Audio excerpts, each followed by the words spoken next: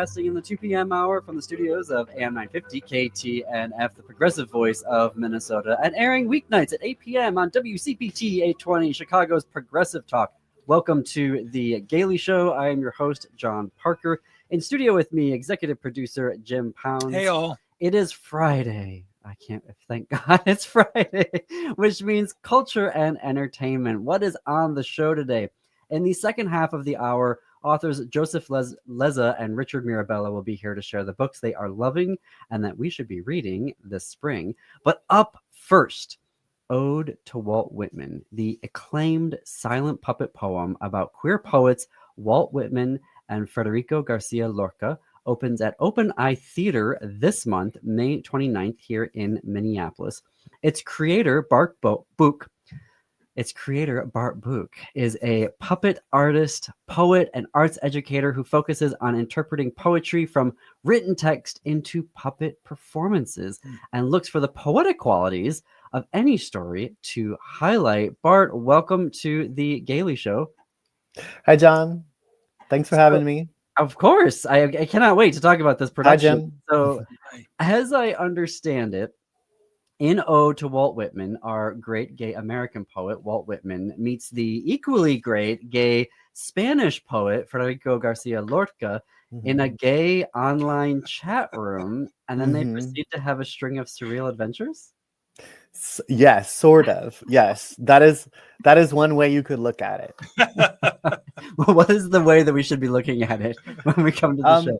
Well, it's sort of a dreamy show, and so it definitely starts with it, the chat goes all the way through, and it's not abstract either. Like you follow these characters, you follow Whitman and Lorca, being sort of chased through these different places, these different markets, and so I guess you're right. You're right. It's just that there's it might not seem like that if we said like that to someone in the show, but I guess that's actually true. Okay. I am curious about when you first connected with Whitman, because he was one of those poets that, you read in school and then years later you find out, wait, what, he was gay? How did you first meet Whitman? I think in college, he piqued my interest. And then I think right after college, I really got into reading him. I was living on my grandparents' farm for about a year, deciding what I wanted to do next. And I think I got into him there because it was really great because I was connected to the land there. So it really spoke to me, his speaking to the land and to bodies. And then right after 9/11, I started getting into him again. I was sort of not really happy with the way the country was reacting to such a tragedy. And so I started reading him to sort of be like, well, what is America about? Like, what are the good parts of America? Because I love the way that Whitman sees America. And I wanted to see that again. And a bit of history worth recalling here about Federico Garcia Lorca. Amazing poet. Spanish authorities actually censored his work to conceal his sexuality. It was like 45, 50 years later before anyone admitted, okay, yes, he was gay. And he was actually assassinated by Spanish fascists for being gay. So as we're dealing with MAGA fascists right now, I'm so thrilled that you are raising up Lorca and his work. How did you meet Lorca and get to know his poetry? I think I was drawn to him. He's sort of like his darkness and his surrealness. But many people have written Ode to Walt Whitman. And so I wanted to read some of these poets that were addressing him, sort of having conversations with him. And so I read Lorca's Ode to Walt Whitman.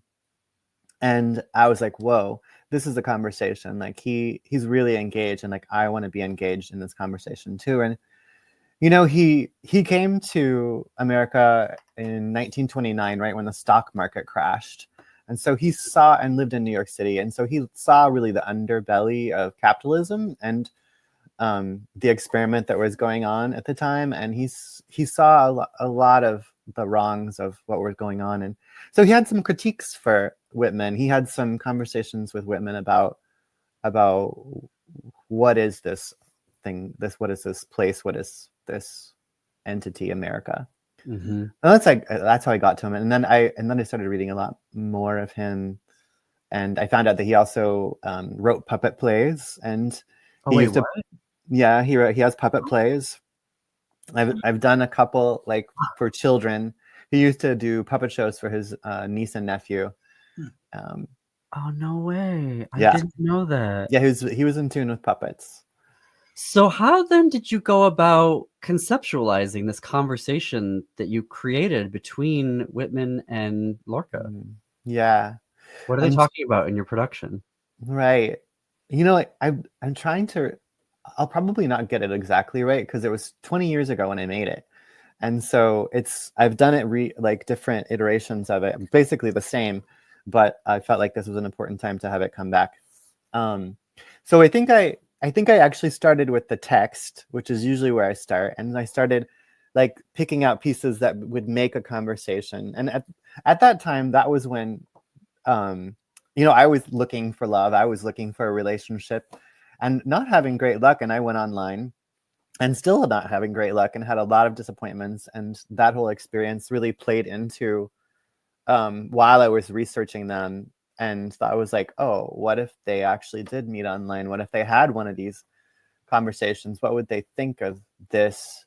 But then I think I started conceptualizing like the stage and actually like the scenes of where they would go. And after the images come out from the poetry, and sort of so I think I started with the stage. I was really into creating this stage that sort of is a little bit between, like, it's a puppet stage, but it's a little like a barn / a bed in a way. And I guess I just took it from there, and I would go to my neighborhood coffee shop, and I would work and draw and put it together. And I loved that period. And that's also where, at that cafe, they were playing music, and my friends owned the cafe. And so I went over and I was like, what is this music? Because it fits exactly with this show I'm putting together in my head. And they're like, oh, that's Martin Dash. He's really amazing. You should call Marty up. And so I did. And then he loved it. He loves Whitman. And so he created a score for it. Well, we sort of like, he created it, but like I sort of like helped piece, like, which piece goes where. But he's still doing it. So we've been working together for like 25 years. Wow. And we've done lots of different shows together. We are talking with poet and puppeteer Bart Buch, whose production Ode to Walt Whitman opens this month at Open Eye Theater in Minneapolis on May 29th. Bart, regarding like the postmodern gay world, I was thinking about this and I was like, okay, I could see Whitman being dazzled by some of what we go through, and Lorca being absolutely horrified and feeling completely vindicated. But then I was like, well, maybe Whitman would actually mourn and go, well, how did you guys screw it up so badly? So how did you sort of think through their reactions to this gay world that we're living through right now? Maybe not just the gay world, this moment. Right. Yeah. I think that I think I leave a lot of it up to the audience, but I have heavy leanings, like I think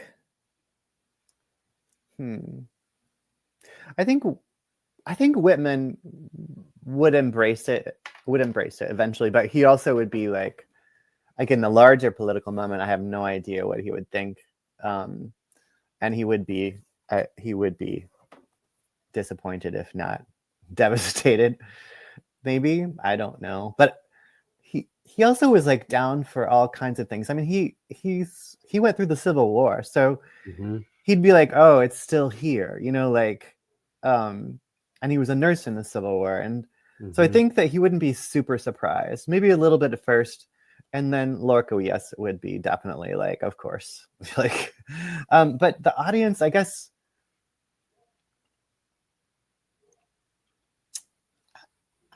I am sort of like the poetry, like it's a poetic conversation. So their poetry is actually literally spliced together. There's no spoken word in the show.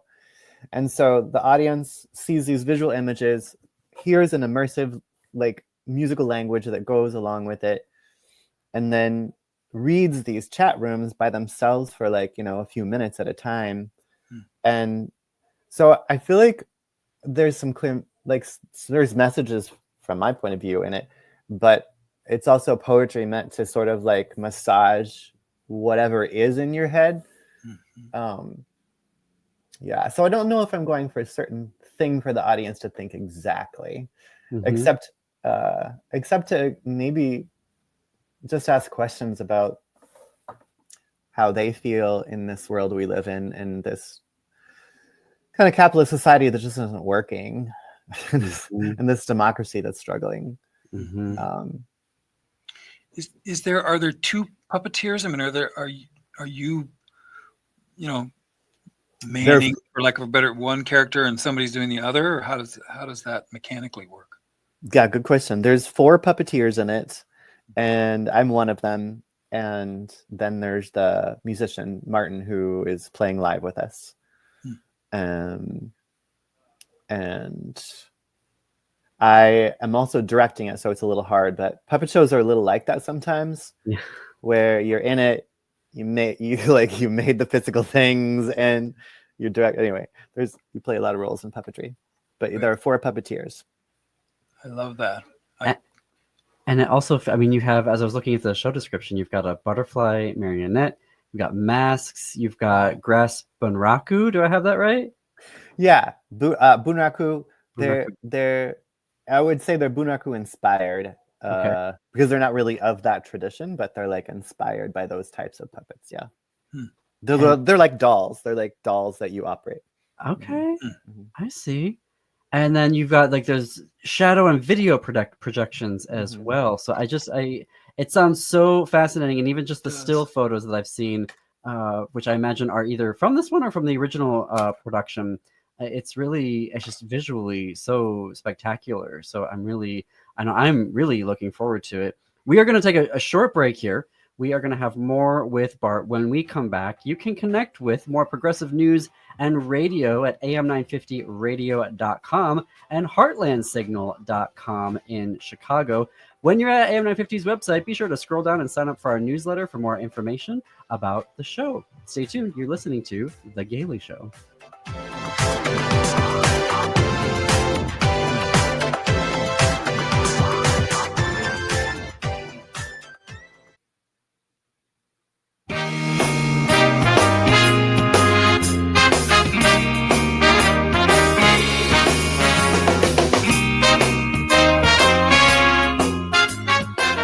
Welcome back to The Gailey Show. I'm your host, John Parker. It is about 21 minutes past the hour.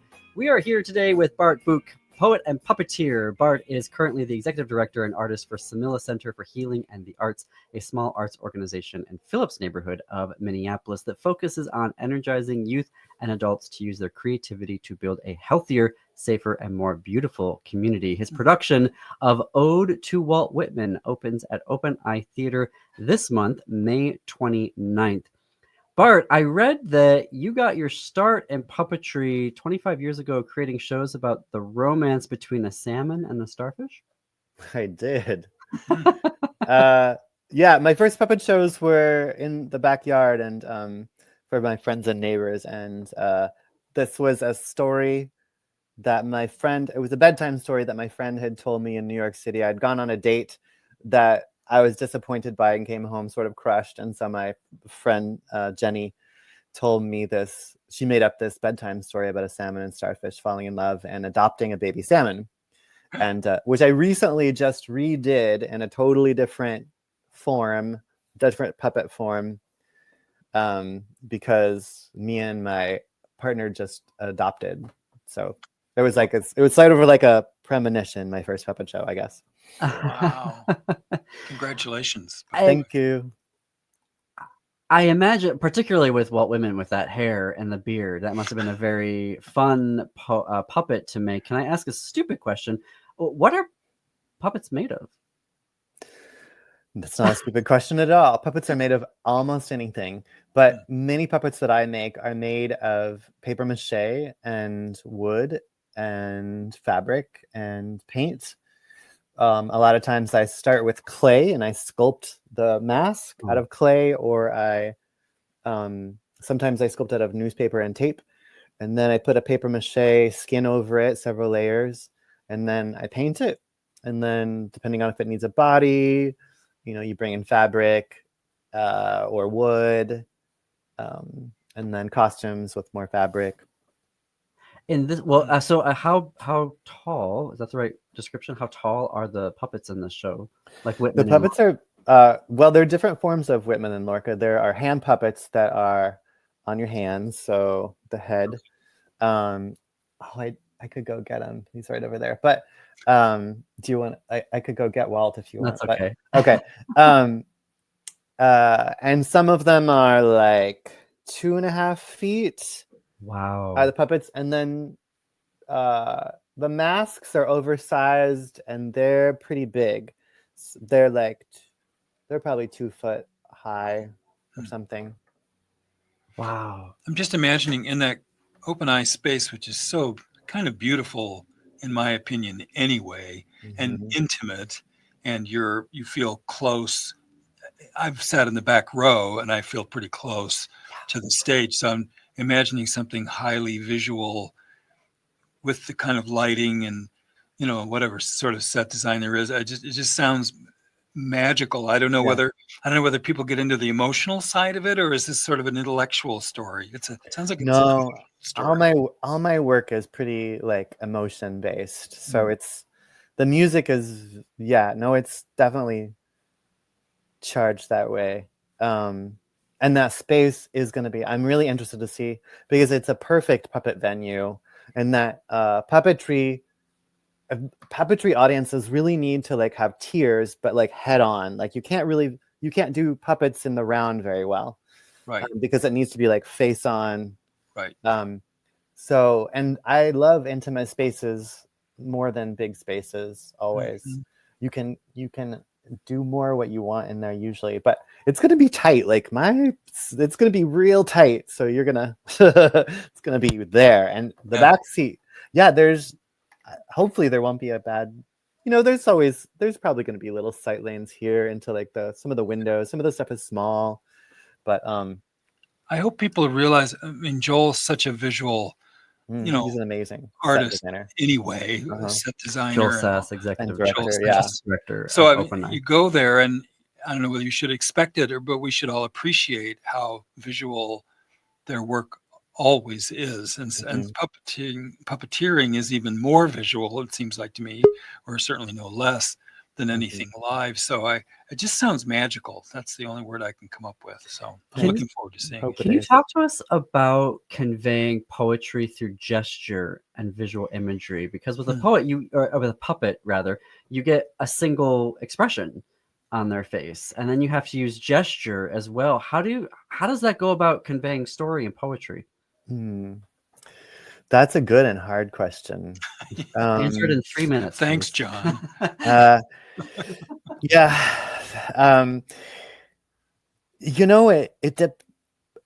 It's a tricky translation. I think I've always been. I mean, this is related, but like I've always been amazed. And I feel like the translation of poetry from one language to another is like brain surgery. Like it's as tricky as brain surgery, because you have so many different things that you could play with and so many variables. And so like I'm taking into this visual language, and I'm not a brain surgeon, but like it, I think you have to start like from the very beginning. Like when you're making a puppet, you have to know a bunch of things. You can't know everything, but you have to know a bunch of things about where you're going with it. Because that face is going to stay there, although people can see it so many different ways. And the gestures, if you do them right, can change everything about the visual picture. And so it's really about like starting at the beginning with designing those moments, what you're heading for, what you feel. Like I go for what I feel from the poem, and how does that translate? And I don't know if I could break it down into like an equation, but I feel my way towards where it is with the image and the movement and the music. The music is just really important. Oh, I imagine. The music to me is like the ground the puppeteers stand on. And if it drops out, then you're like hanging. So, yeah. So that's, I don't know, that's what I can say, I guess, about it. But it's, yeah. Well, thank you so much for joining us here on The Gailey Show today. Thank you so much for having me. You can get your tickets to Ode to Walt Whitman at openeyetheater.com. You can also connect with Bart online at bartbuch.com. We are including links on our website and in our show notes for today's episode. Ode to Walt Whitman opens May 29th at Open Eye Theater here in Minneapolis. When we come back after this break, Joseph Lezza and Richard Mirabella will be here to talk about LGBTQ books, rather. We all need to be reading. It's Friday. I can talk, right? None of this would be possible without our sponsors and advertisers who help us create progressive news and radio. Shop with them. Do business with them. Tell them you heard about them on The Gailey Show, on AM 950 radio, KTNF in Minneapolis, St. Paul, or on WCPT 820, Chicago's Progressive Talk. We will be right back after this very quick break. You're listening to The Gailey Show.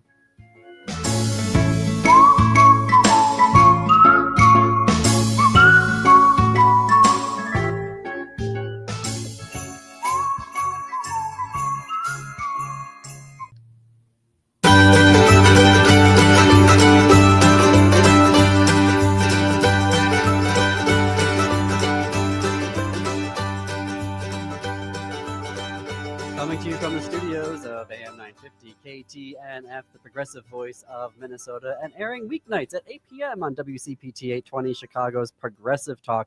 Welcome back to The Gailey Show. I'm your host, John Parker. It is about 33 minutes after the hour. Hello also to those. You can stream The Gailey Show on our YouTube channel, youtube.com/@TheGailey Show. I do have to issue a correction, a fact here real quick. Earlier in the show, I said that Bart Buch works at the Samia Center for Healing and the Arts. That was incorrect. He currently works at the Pillsbury House in Minneapolis as their arts integration liaison. As they say in Chicago, facts matter. And apologize for getting that done incorrectly.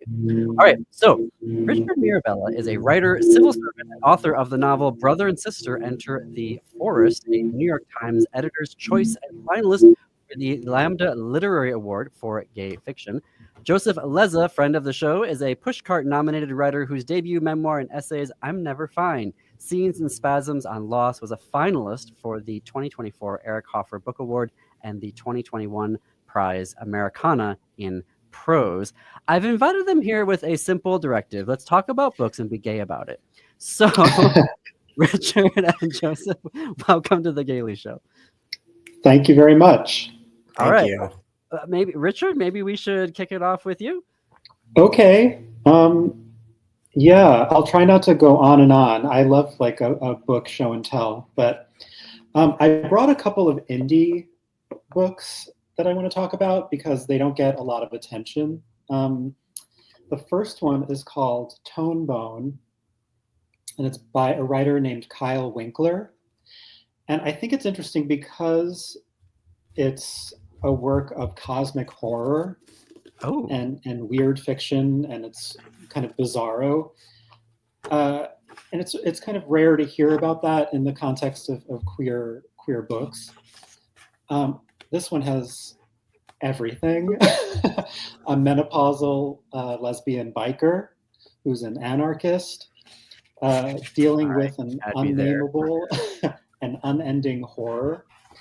The writing, it sounds like, pulp, but the writing is really elevated. It's so gripping. It's wonderfully anti-fascist. The Nazis are bad guys. And it has that kind of 1980s. Bad guys? Yeah, they are. Are bad guys. Okay, sorry. And we need more media that has that in it, like Indiana Jones, back in the 80s when there was more of that. Back in the 80s where we punched Nazis? Yeah. Giving them power? So I don't know. I highly, highly recommend it. I mean, Kyle is a fantastic writer, but this is a great place to start. Tone Bone. Should we go back and forth, or should I give you all of everything? Okay, Joseph. Oh God, it's me. So this is not so much an indie selection, but it's just so inherently queer that I couldn't not talk about it. And the first book that I want to talk about is called Yours Cruelly, Elvira, Memoirs of the Mistress of the Dark. And I love this book for so many reasons. I love Elvira. I loved Elvira ever since I was a young kid, and maybe didn't quite understand why I loved this buxom woman in a tight black skirt and a beehive hairdo. I just thought she was great for some reason. Probably because she was like safe, spooky. Like I liked Halloweeny, spooky stuff, but I ran out of the room at the sight of the Thriller music video. So like Elvira was more my speed. But it's such, I love nonfiction. I'm a writer of nonfiction, some fiction. But I love nonfiction specifically because I just kind of love getting a glimpse into these people's worlds. It's just like a little slice of history that, you wouldn't learn from a textbook. And it was just so fantastic to learn about like her journey, Cassandra's journey. She was, her journey to becoming Elvira. She grew up in kind of the boonies and became sort of obsessed with this idea of becoming like a Las Vegas showgirl, and moved out to Vegas like very shortly after high school, like after badgering her parents for permission. And you get all of these great behind the scenes stories of like being sort of like, a topless showgirl in Vegas, and how that led to the next job, and how she really sort of is just like the consummate like workhorse, like did all of these little jobs trying to build an acting career, kind of fell face first into the whole Elvira thing because she was tapped to do it was supposed to be like a revival of this old Vampira show. She was going to be like the daughter of Vampira, and the woman who played Vampira was not cool with it. So they changed the name, changed the look a little bit, and like out of nowhere, this character was born, and it kind of became, her trademark. And I love Elvira for so many reasons. She's was kind of born timeless in a way. Like she's very, sort of hokey, almost a little vaudevillian, like really sort of celebrates the corniness of the character, and in that way kind of like bucks ever not being trendy, because kind of never was trendy to begin with. But it's such a beautiful story. And there's just this tiny little quote at the end that I'm just going to read because it just means so much to me. She writes, "Elvira has taught me some surprising lessons. And as I grew older, life burnished the edges. But along came Elvira, who picked up those traits and ran with them. She became everything Cassandra wanted to be." And I love it. Such a good book. Yeah. I actually listened to the audio of that, and it's fantastic.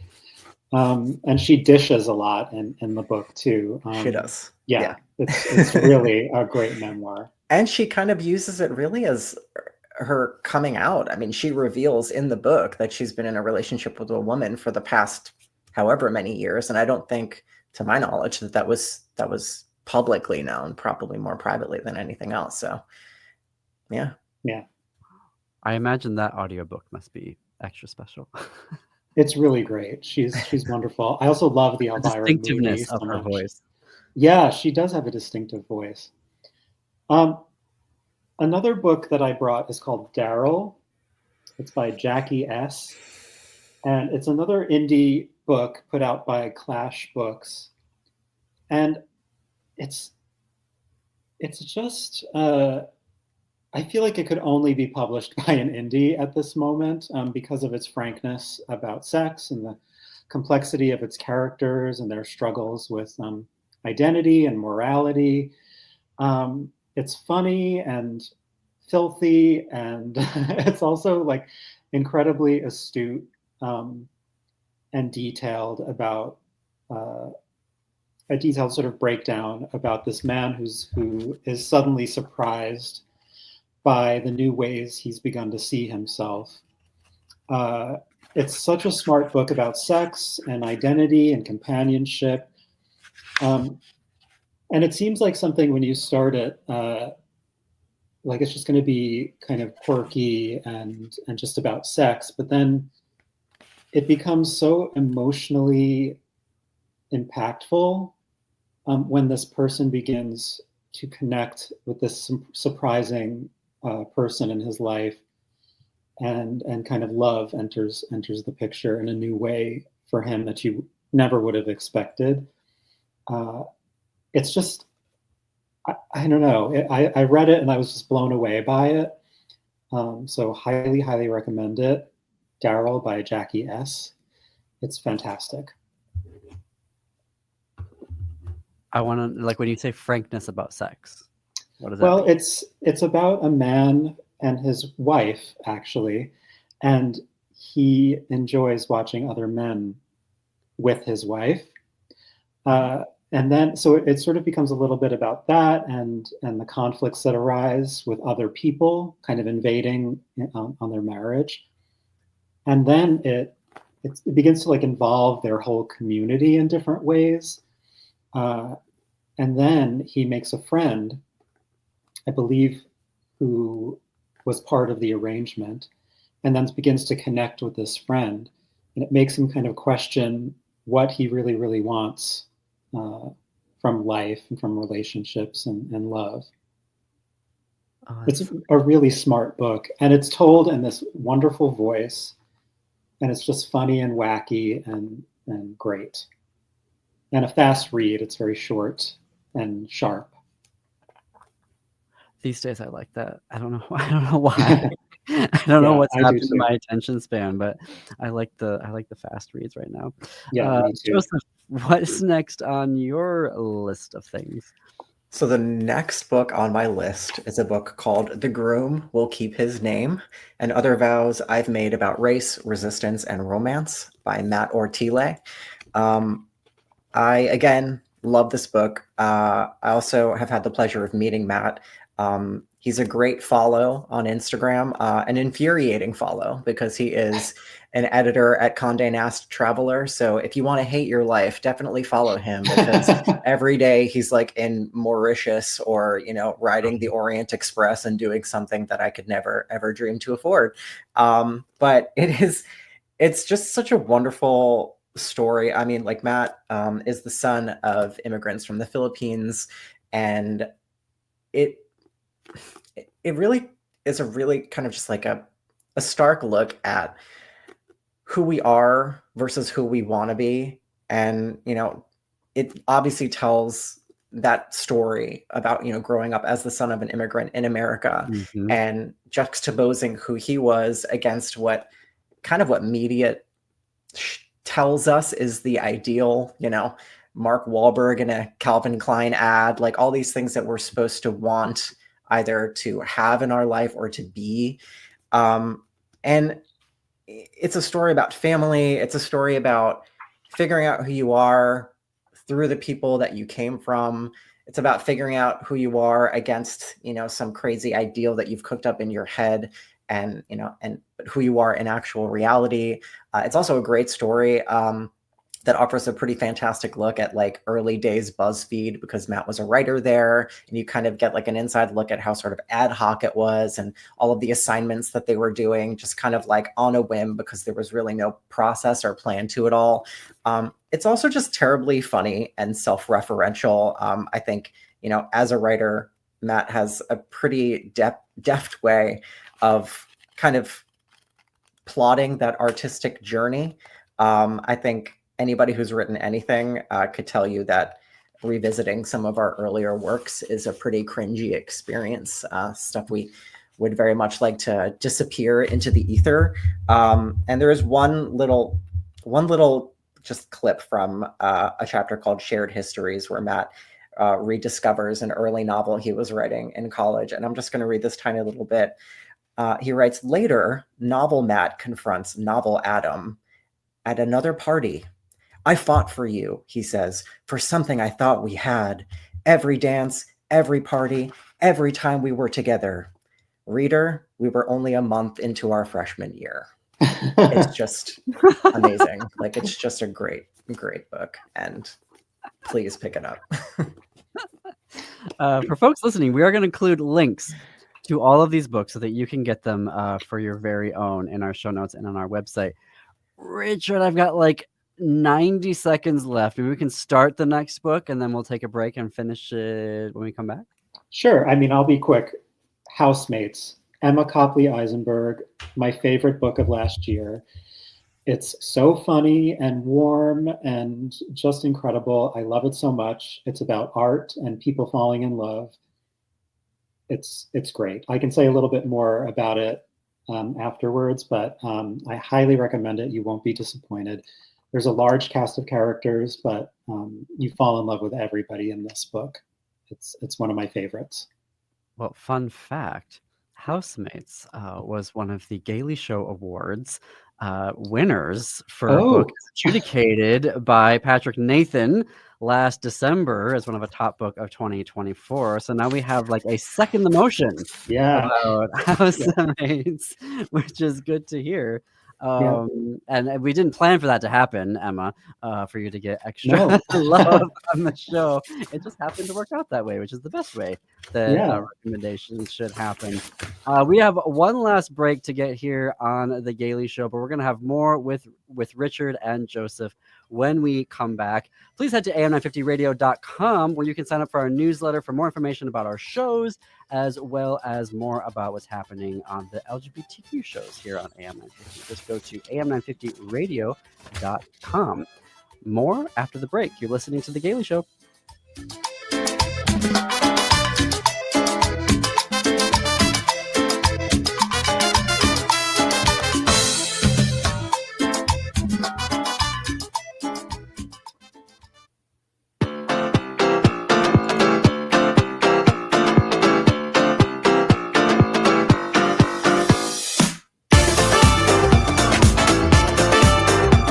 Welcome back to The Gailey Show. I am your host, John Parker. It is about 9 minutes before the top of the hour. We are here with Joseph Lezza, author of I'm Never Fine, Scenes and Spasms on Loss, and Richard Mirabella, author of Brother and Sister Enter the Forest. They are talking about books that you should be reading right now. Joseph, you have another one that we should give a shout out and some love to. I do. I'm going to make it quick, but I must talk about this book. It is called Congratulations, the Best is Over. It's by R. Eric Thomas, who actually writes a syndicated advice column for the Chicago Tribune that you should definitely check out. I actually came across this book as the audiobook first, and his voice is quite mellifluous, so definitely an audio recommendation for sure.